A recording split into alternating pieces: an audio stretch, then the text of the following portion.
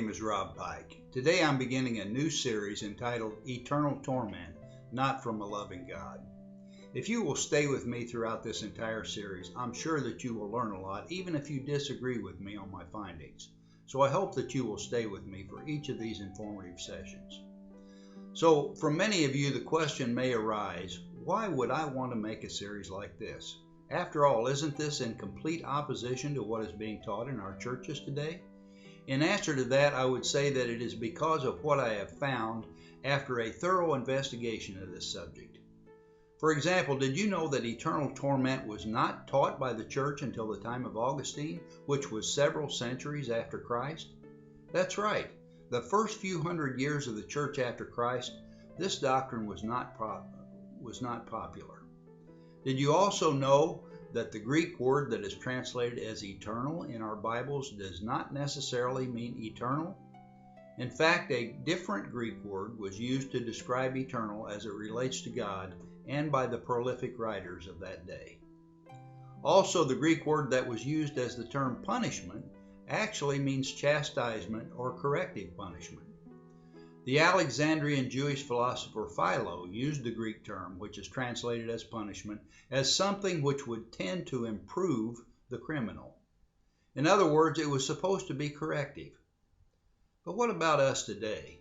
Do we not punish criminals with the expectation of correction?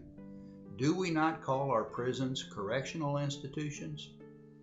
When you add to this the examples of correction that are in the Bible, we see a pattern from God. Yes, it is true, just as the Apostle John said, God is love. And throughout his scriptures and throughout this series, we will see that this is a very important principle in action, and we have examples from the scriptures. Yes, these are the attributes of love as Paul spoke of when he said in 1 Corinthians, "She does not behave unbecomingly, nor seek to aggrandize herself, nor blaze out in passionate anger, nor brood over wrongs. She finds no pleasure in injustice done to others, but joyfully sides with the truth." Yes, this is what we will find out about the love of God in this series. This is the love that the early church proclaimed of God through the church fathers Origen and Clement of Alexandria. These men both taught that God does not follow the idea of punishing because he is in effect wanting to retaliate for evil, but rather God chastises with the goal in mind of reconciling. This is the same goal that he gave to the Israelite people in the Old Law Covenant. God does not have a different standard than this. Everything that God does himself is done out of love, and this is what he taught his people throughout the ages. In fact, those famous men from the early church who did not proclaim eternal torment included such ones as Clement and Origen, both from Alexandria, Ambrose, the bishop of Milan, Basil of Caesarea, Gregory, bishop of Nyssa, and the great theologian Jerome, the son of Christian historian Eusebius.